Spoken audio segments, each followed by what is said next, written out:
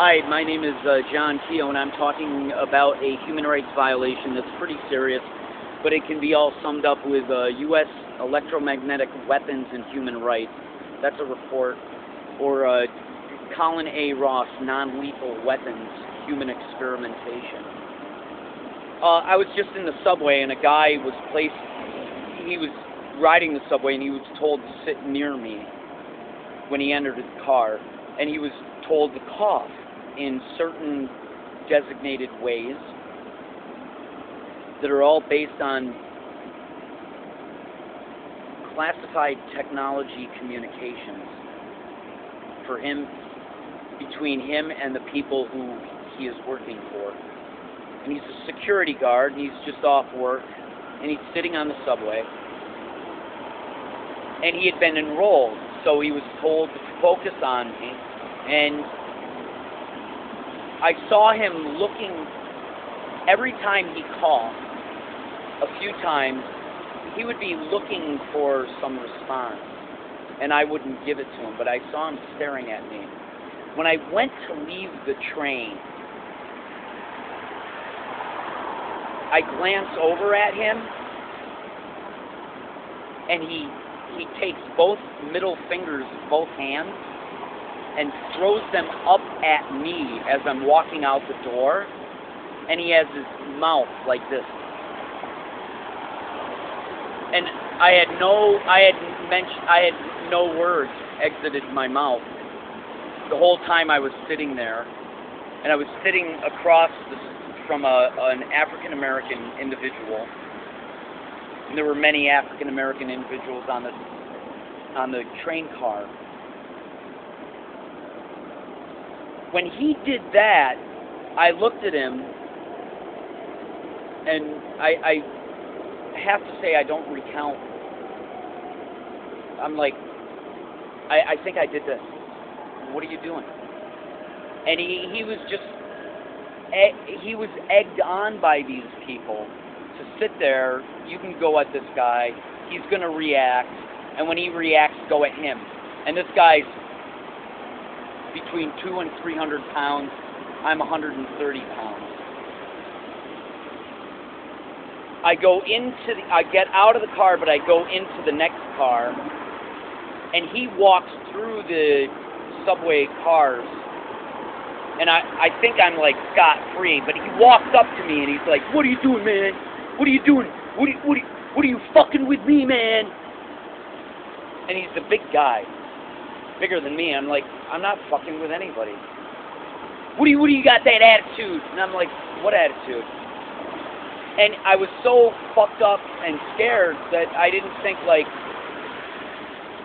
I'm leaving, and all I see out of my eyes is you flipping me the bird, and I was sitting over there, and there was no problem. And basically, I think at this time he was waiting for me to talk about something about what he was asked to do, because he knows that this is being done to me all the time, and that he can go at me like this, like nobody's doing it. No, I'm coughing, I got a sore throat or some shit like this. But they had picked somebody who was like eager to do. He had a restive constitution today, or maybe many days, or maybe just today. And this was just the ingredient where he couldn't get a response from me in the train, so when I'm leaving, he just throws up his fingers and flips me the bird with his mouth like this. And I was just very diplomatic. At the very end, he sits down in his train, and we stopped already. Again, we stopped at another train stop. I get out, and like, I'm not fucking with anybody. And he told me to get a job, and that riled me. He obviously knows that when these people are asked to do this shit, they obviously have certain knowledge will come to their heads. whether it's the intelligence, thinking about it, but he obviously knew that my life was fucked. He talked about racism. He's like, you're a white guy, and you're being racist, and I'm like, I'm not even racist. He's flipping me the bird, and this was something, when we were hashing it out in the second car,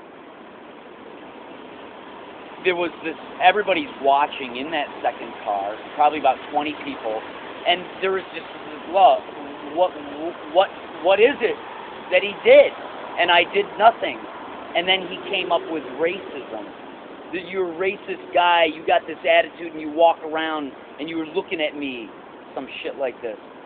So that was just a last-ditch effort, just to like, and it didn't bother me because I'm not racist. What bothered me was get a job, and like I couldn't. That did bother me because I can't get a job, and there is a reason why I can't get a job, and it's because of this human rights violation. Which, if you want to go into detail, I would be more than happy with names and places and employment. But I don't want to hash it out. This is horrible. This is a very fine example how they oppress somebody by using people who try to get me going, try to get a response from me, and then if there is a response, what are you talking about? I'm not doing anything. But there was no response to this guy, and he was eager to stand up and abuse somebody. So it was weird. I'm on 8th Avenue. What the hell? Weird. It's horrible, actually. This is what they do. They walk around and that is what they do. This is all about using other people to intimidate somebody who cannot. A 16-year-old would look at me and say, "Oh yeah, I'll go to town on that motherfucker. No problem. Yeah." And he and a friend, or even by himself. Nobody is afraid of me. I'm like, I have no muscle. Some muscle, but I'm not like going to hurt anybody. You know, I don't threaten anybody. And this is one reason they've used me. I gotta go. Bye. Ciao.